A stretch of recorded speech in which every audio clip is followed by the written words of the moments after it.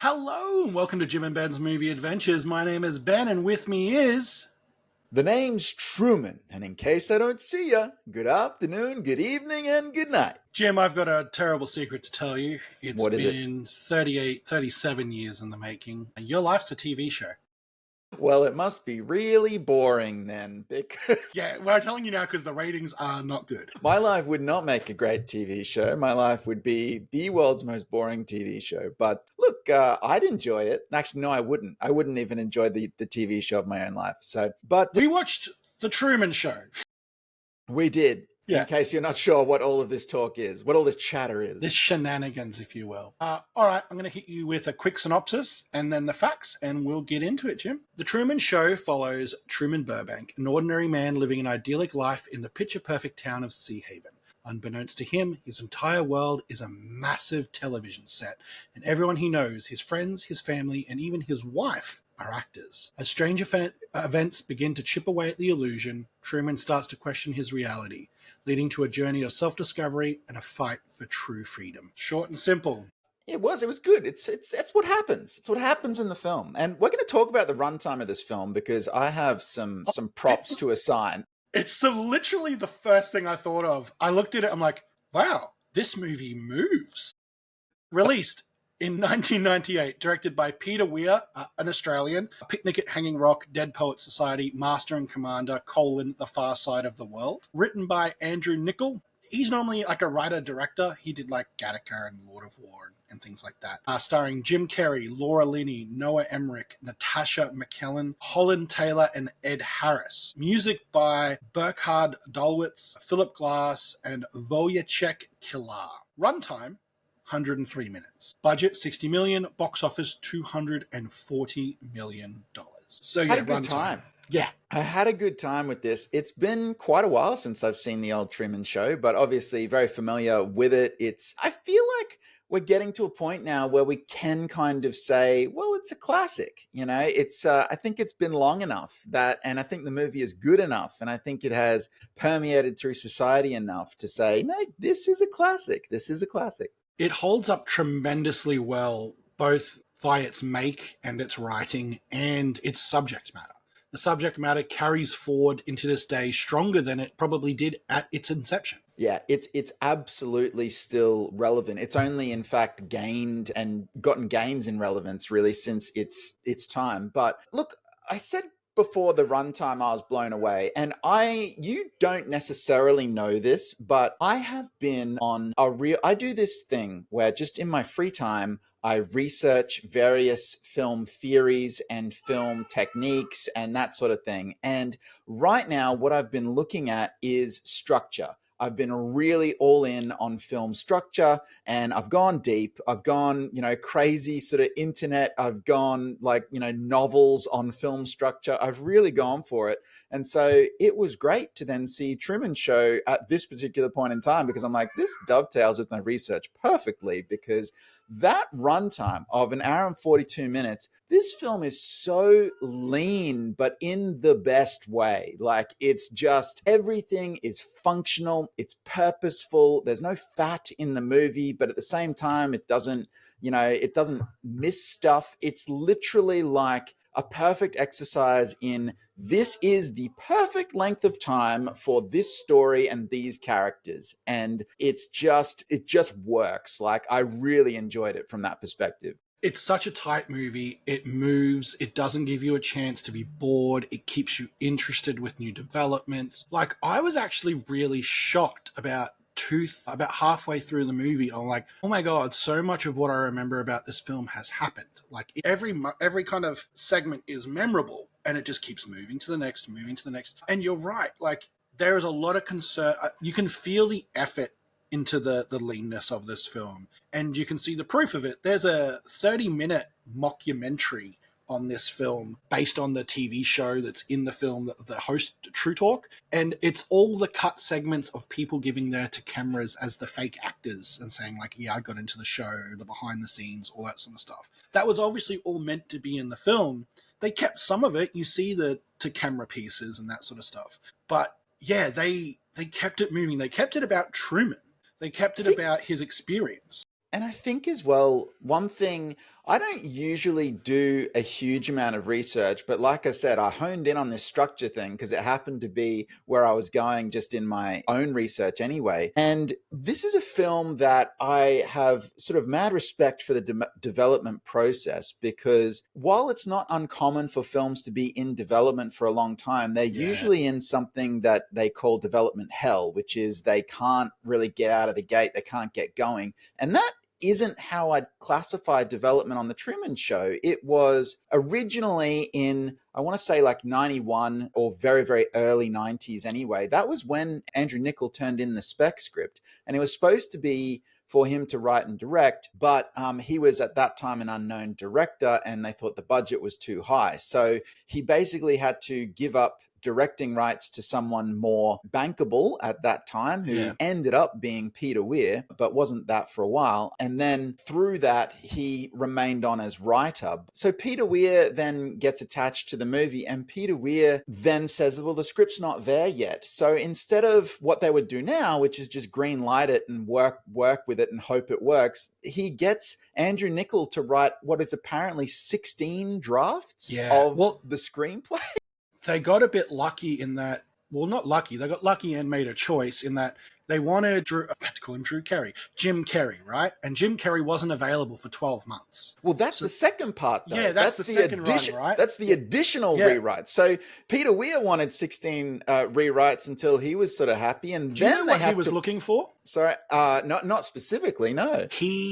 When he first got the script, he goes, two things. I think there should be comedy in this script, because there wasn't. And I want the show to look like a show people would be addicted to and watch. And you can't have a dark sci-fi take on the show and expect people to be wanting to watch this in real life. So the rewrites were about making the show inside the movie watchable and adding comedy. And it took them a long time to get on board with the same tone. And then, as you say, after that point, they then have to wait for Jim Carrey for 12 months. So they get to do more work on the script. So you've got to imagine, and I mean, obviously, you know, you're then saying, well, maybe some things were cut, and maybe they were, but still with that much work on the script. And also, it's not traditional work on a Hollywood script, again, where they hire a revolving door of writers who basically start again.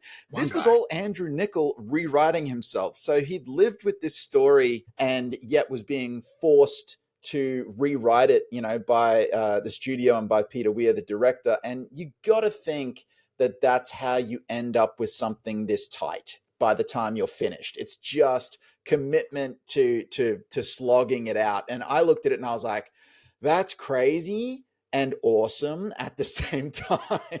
But like, thinking of other Peter Weir films, for example, they've all got their own sense of pace, right? Like, famously, Picnic at Hanging Rock is a very, very slow burn. But very deliberate. It's not like it's loose. It's not like it's messy. It's a deliberate slow burn. So like, it really does feel like if Peter Weir was looking for a pace or looking for a thing, like he hit it. And same with Niccol, right? Like, he got on board. He's like, I can do this. Yeah, we can write this. We're going to get this made. And, you know, you're right. They developed something which was amazing. Like, and in that time as well, like, Weir was stated as writing, he wrote a Bible, basically, of the backstory of all the actors and the characters. So he basically they had this world built to within an inch of its life by the time they made the movie. And I think it shows, and it's also something whereby the film's got a very, I don't want to say unusual construction, but it's got a very deliberate construction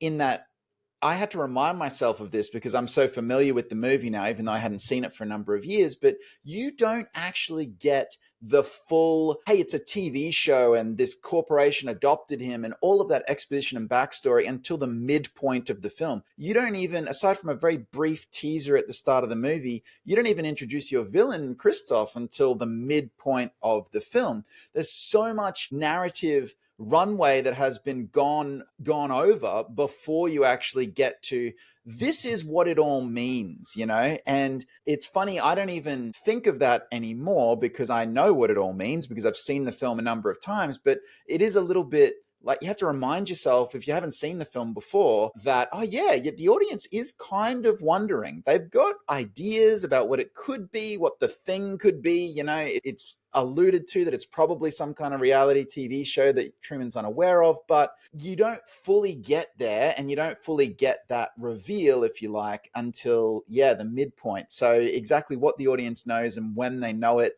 is kind of dependent on the viewer's level of savvy, until you get everybody on the same page at that halfway point by actually explaining everything. You spoke about Ed Harris's villain in this movie, Christoph. And you're right, he is the antagonist, overarching for a large part, and at the end, direct. But there are a lot of unlikable people in this film. Meryl is a nightmare. His wife. Actually, I went down a ChatGPT rabbit hole, okay, when I'd finished watching this film, and I was all in on, let me get the names right, Meryl and Marlon as being the two characters who are just so despicable. Like, really, it's both of them. It's, I wouldn't say, and every time I was like, no, Meryl's the worst, I'm like, no, man, Marlon, they just gaslight the poor man, and it's their job to just tell him, nah, you're crazy, everything's fine. That's their job. Since, in Marlon's case, since he was 7 years old, his job has been to tell this other person, you're crazy, and just everything's fine. Like, you know what I mean? In the mockumentary, they deep dive both of them. Really? And they talk about Marlon. Marlon talks about how, like, he didn't realize he was on a show for like the first few years. He was just told that Truman was his friend. And then he became part of the show. And then he even talks about how, like, you know, when they gave me that tumor, was it a coincidence that I was in contract negotiations? I don't think so. And then they talk about his wife and how, like, she was one of 5 women picked, and they were putting in there, but she kept throwing herself at him and, like, pushing herself into the scene, and how, like, you know, she'd made so much money from the show and endorsements and all that sort of stuff. Yeah, like, the actors portraying the parts of his life are monstrous human beings, if this is real. Like, beyond monstrous. Like, even his mother, who is not his mother. No. Who raised this child. Like, it's, the concept is, at its heart, you strip away the entertainment, the comedy, the intrigue, the mystery, it's sickening. Like, yes. It's 100% sickening. And it doesn't feel too far off in our current climate. Like, it doesn't feel impossible. There are production companies who the only reason they're not doing this is because they feel they couldn't get away with it. Like, that's literally the only reason. Just a bit too much red tape. Exactly. There'd be too much protesting in the streets, but it's not far off. Did you ever... You probably didn't. It wasn't your style of show. There was a TV show a few years ago now called The Joe Blow Show. And it is a fascinating deep dive that you should take after this podcast, because it is a reality TV show within a reality TV show. So basically, they do this thing where it's like a love connection reality TV show, but everyone on the show is an actor except one guy who thinks it's a real reality TV show. And they gaslight this guy for a full season. Oh. And the only reason it works is just why the Truman Show works in this universe. He's amazing. Yeah, he's just a cool dude. And, like, so that's probably the closest we've gotten in real life, the Joe Blow Show. But the performances, like, of, say, Meryl, Christoph, and Marlon are so good. Yeah. Because they do make you feel what you're meant to hate. A revulsion, a thing like that. And then they make you doubt. Like, especially Marlon at times makes you doubt. It's like, well, I think he actually cares about Truman. Oh, yeah. No, I don't think he does. Oh, does he? No, I don't think he does. I think that's the thing. I mean, it less so with Meryl. Meryl, no. Like, Meryl, you know, very much her role there is the professional, if you like. That's her angle. But Marlon, you do actually get the sense that Marlon is so deep that he's lost any sense of what right and wrong even is anymore. So I would say maybe he does care for Truman as a friend, but he also just has absolutely no idea how to, you know, look after. Well, he's a victim too. Well, in some ways, yes. So, but again, yeah, both of those characters really stood out to me this time around as just being like, that is, yeah, I think monstrous is the word. Like, and it was definitely something that I noticed on this rewatch that I I don't want to say I didn't notice it before, but it felt much more prominent to me this time. The other thing that I noticed this time was actually to do with Truman himself. And it was interesting because obviously the movie and Jim Carrey as a performer put a lot of effort into getting you to like Truman, be on Truman's side, and be all Team Truman. And what I noticed this time around was there's actually a bit of complexity there that perhaps the film maybe wants to brush to the side because it's not perhaps as convenient. And we don't need to go there, which is largely related to the idea that in Truman's head, and look, I guess in truth, he is actually married to Meryl. That seems to be legal somehow. And, they are a married couple. Sorry, But, just in the documentary, they touch on that. Right. They're not married in real life. They are Okay. kind of like fake married. And in the wedding picture, and you can actually see it in the movie, she's got her fingers crossed. Yes, which doesn't mean anything in a court of law, can I just say? No, but the actor in the documentary, they say the actor was playing a priest. He wasn't a priest. Like, he wasn't like legally able to marry them. Yeah, right. Okay.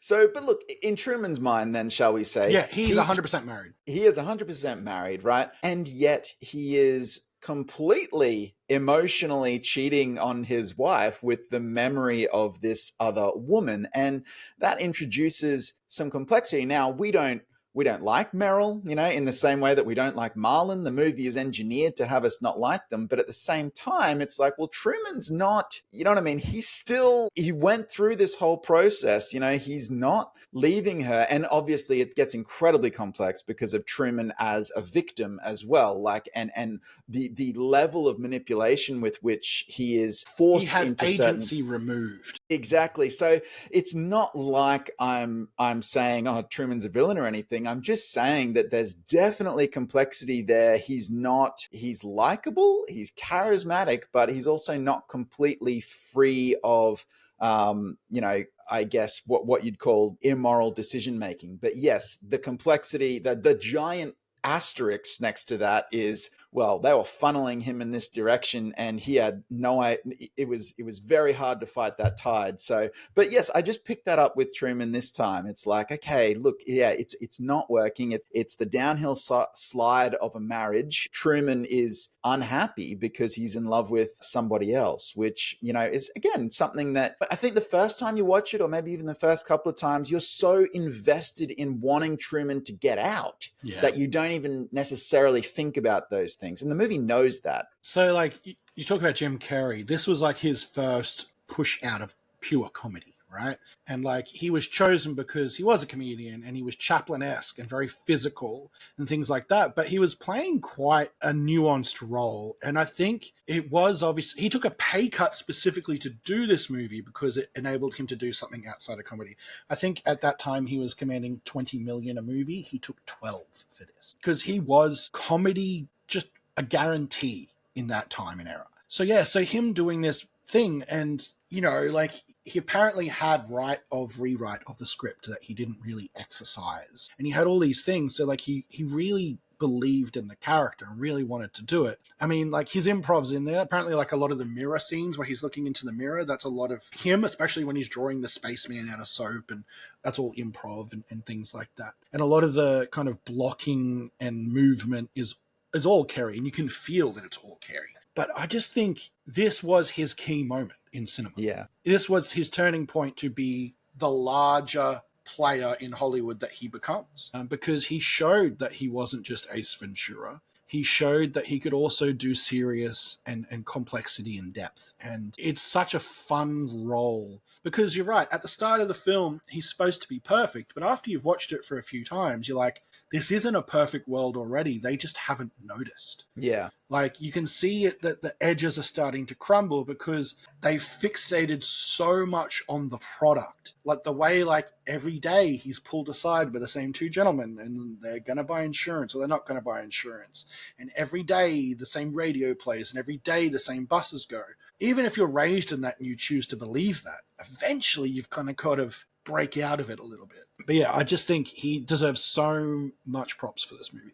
Yeah, and it's a great vehicle for him, and he does a really great job with it. I think this movie is a classic for a reason. It's a perfect combination of people pushing each other to be better, whether that's Peter Weir pushing Andrew Niccol with his own script, to rewrite it so many times, whether it's Jim Carrey going, no, this one's important. I'm breaking the mold here from pure comedy into, this is my bridge movie into dramatic work, so he's pushing hard. Like, no one's phoning it in. Everybody's really, it's that iron sharpening iron sort of thing in order to create the best product possible. And I really think that they do. Like, it's a movie that you feel everything. And it's also got these moments where the audience, and you might think it's a little bit safe perhaps, but I don't think it detracts from the movie at all, where the audience actually gets a couple of true Jim Carrey comedy sequences where he's really unhinged and they're trying to leave town in the car. We see a little bit of sort of that unhinged Ace Ventura style Jim Carrey, where he's, talking about, oh, the cars are back, like, like that kind of big expressions over the top, but obviously it's that seesaw between moments like that and then the more serious moments, the more dramatic moments, One sequence that I want to talk about on the dramatic side, Marlon and Truman on the half-completed bridge, is just one of the most memorable sequences. And obviously this is our moment where we break. Straight after this, we break into Christoph and his control room for the first time. It's where we have the reveal that Marlon's being fed lines for this really important interaction.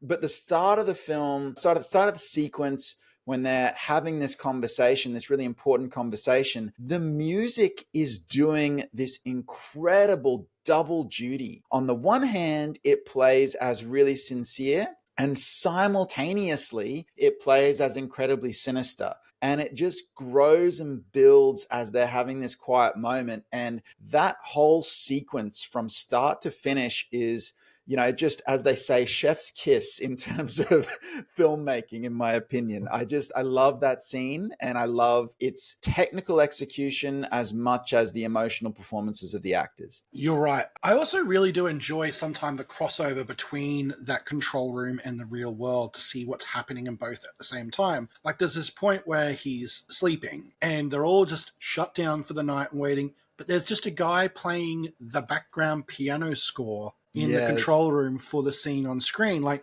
there's some beautiful attentions to detail on how this world works and is constructed. Because, I mean, they do the flyback shots of the dome. Impossible. Like, that dome doesn't exist there in this world, right? Behind the Hollywood sign. But like, those other bits of detail make you really kind of believe. Like, even when like the cracks start to show, the light falls, he sees behind the elevator, it's this working set feel that Truman just doesn't see until this point in time. Yeah. Also, like, I love a film, and it's not as exact here as it is in, say, like The Fifth Element and things like that, where the protagonist and the antagonist never really meet. Yes, there's direct control, but they never have a scene together other than a voice in the sky. Don't think the actors even met while making the film. Like, I enjoy that dynamic. I think it would have been really tempting to have them meet. Yes. Really tempting. And they made the right choice by not having them physically meet, by having Christov's hand of God control just ignored. Yeah. And the relationship broken that way. And I think it was really, really nice and beautiful. Did you also know this is a real place they filmed in? Yes, I did know that. And the reason I know that is I was looking at the price point that they got the film done for, and then I went, that had to have been a real place at that price point, because otherwise that build would have been far more costly than that for how large it was. But yes, I think it was in Florida somewhere. They found a planned community in Florida. They were going to build it because they couldn't find anywhere to shoot it. Yeah. But they found this planned community that just, from the start of its build to the end, it was built to look like this kind of Norman Rockwell-esque kind of picture of America. And then just like, okay, we're going to set up shop here. They were filmed in real houses. Obviously, there were sets and things like that because you have to be able to move things and build things and things like that. But the streets, it's so weird that that place exists. It's pretty cool, though. Like, I mean, I'm sure the architecture's probably changed dramatically since that time. This is now, quite some time ago, 25, 30 years, something like that. But look, one thing I wanted to talk about, because, again, it's fascinating on the rewatch, in particular of this film, is the way that the film is actually shot in terms of a very loose kind of aesthetic for when we are in surveillance or reality TV mode, and when we then swap to traditional coverage where we have impossible camera angles if we are sticking to our conceit of reality TV. And I actually did have I looked this up because I was, first of all, when I was watching the film, I was going, I wonder, is there sort of a deeper meaning to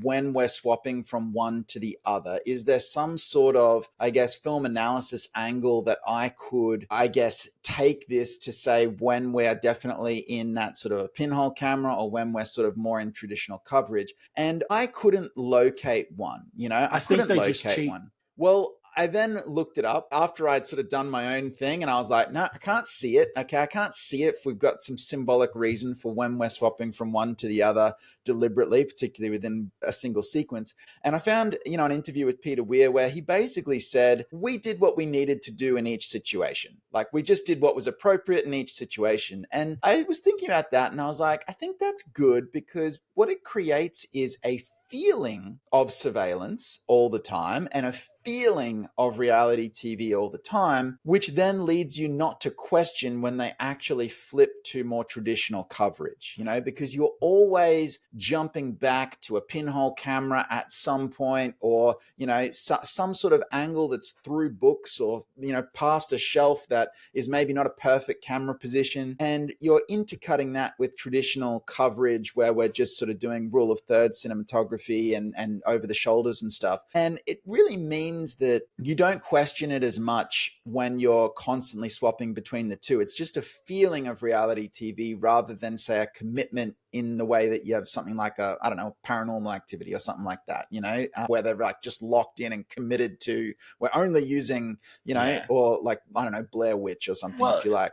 it's quite often quoted that, the camera is sometimes the third actor in the scene, right? Well, I think that's taken to the extreme here. They're using deliberately gimmicked shots to show camera shots to make you laugh, to make you think, to show grand surveillance. Each one of them punctuates a point. Like, it's like, hey, there are cameras everywhere. They see everything except in the shower and in the toilet, and they do artful cutaways when things are about to happen. I like how they kind of address that in the film. Yes. But you're right, like, there's no poetic meaning to the cameras of real or not real, or there's no like frame rate changes or anything like that. But yeah, it's more of a character of the world. And it's shown a lot when we transition to the outside and in. Like, sometimes when people are watching the screen, it's more often it feels like they're watching a camera view of it rather than a coverage view of it. Yes. Yeah. Like every time we cut to, the Truman bar, the angle is as if we are the TV looking Yeah. straight down at the bar, and we don't really see traditional coverage of the bar. And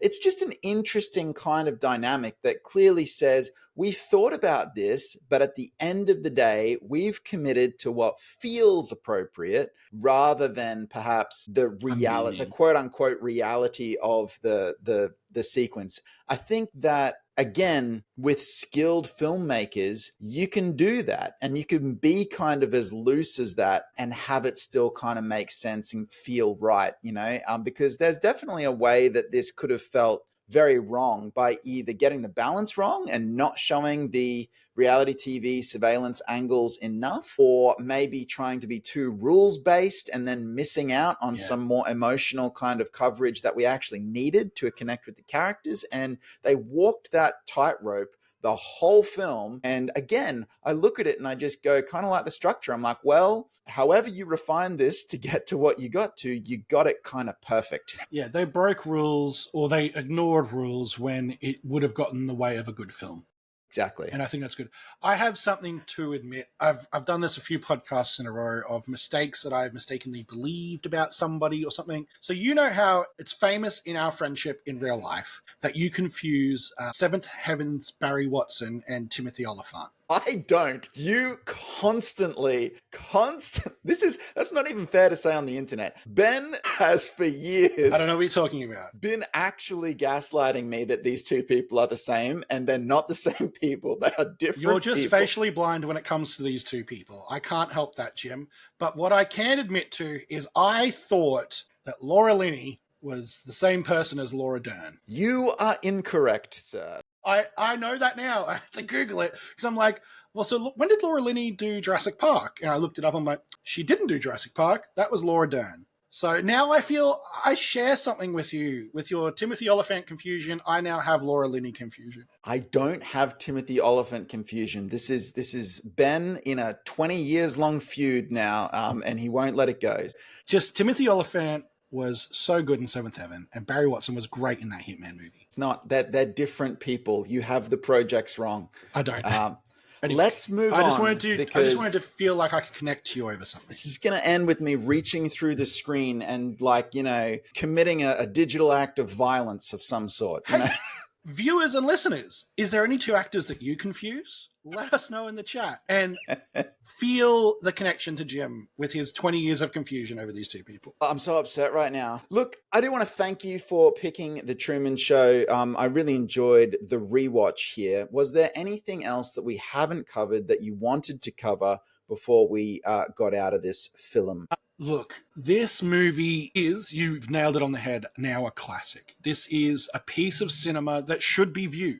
If you think that you are a student of cinema, if you think that you need to understand how movies are made, if you need to look at influence, if you need to look at something that is just so in touch with today's society in 2025, I dated us, this movie is a perfect watch. It is a warning call. It is entertaining. It is beautiful and fun to deconstruct. It is kind of wonderful to think, how has this influenced reality TV going forward? Go watch this movie if you haven't and you've listened to this podcast. Really, go watch it. It is amazing. Nice. Well, look, I've got something that I am a little bit excited about, and I've got a bit of trepidation to actually drop as my pick for where we're going next. Your trepidation makes me trepidatious. Yes, well, we will see. But before we do that, why don't you tell the good people of the interwebs where they can find us, and then I'm going to hit you with this pick, and I don't know how you're going to feel about it. The name of this podcast, it's Jim and Ben's Movie Adventures. That is the key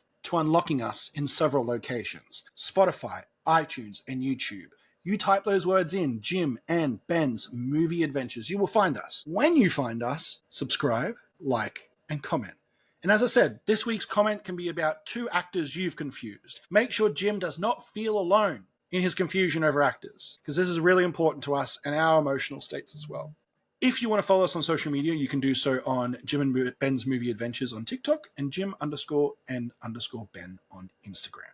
Thank you so much for listening this week. And now I listen to see if I'm going to like a movie or dislike a movie pick. Jim, what do we got? This week, for reasons that I still am not quite sure why, I was looking up. Do you remember that book from the mid-90s that was a children's picture book called The Water Tower by Gary Crew? Our librarian read it to us in grade 7. Isn't that terrifying? It's horrifying because I have never forgotten it. You don't forget it. I remember my grade 5 teacher reading me that book, and I was like, what is happening? I don't understand. I'm so scared right now. So now anyway, I'm curious about what movie you're picking. Well, I instantly was like, I don't know. So I was looking up this book, which I have not read to my own children. Can I just say? Please don't. Not until their early 20s. I'm not a monster. But look, I was looking at this book and I was like, has no one made a movie of this? This would be a weird movie. There's movies like it. And I looked it up and I was like, no one's made a movie of this. And then I thought, what would be cool is if I looked up strange children's picture books that people have made movies of. And I really came down to just one that I think is as iconic as The Water Tower. Do you know what we're going to watch? Excited. I don't know what we're going to watch, but I'm stoked for your reasoning. Okay, this was what led me here, and I went, yeah, we're going to do it. We're going to do it this week. So we're going to look at Spike Jonze's directorial effort for the 2009 fantasy adventure drama film called Where the Wild Things Are. Never seen it. Well, you're in for something because what could the plot be? Like, I read the book. Yeah. Wow. Look, okay, I'm really excited because I remember seeing the trailers and going, this is really visually interesting. And then life happened, or probably Star Wars of some kind, and I just forgot. So, Well, it's an interesting ride. The behind the scenes journey and the release reception is a podcast in and of itself for this thing. So, also, do we now need to get the film rights to the water tower? I feel like it's a missed opportunity, right? There's something here. We could be responsible for traumatizing the next generation of I children. will not write 16 scripts. Well, look, join us next week for Where the Wild Things Are. It's going to be an interesting ride. So, and until you say it this time, in case I don't see you. And until then, have a fantastic week. Enjoy Where the Wild Things Are. And thank you for joining us on Jim and Ben's Movie You got to Adventures. say, in case I don't see you, good afternoon, good evening, and good night. Oh, I'm sorry. I really missed that cue. Oh, you did? And I just cut the doubled rest down. of it out, but not really. And we'll just... I'm leaving it. Good afternoon, good evening, and good night. And Jim's sorry to Timothy Oliphant. Not. Oh, you're not sorry? That's even worse. Goodbye.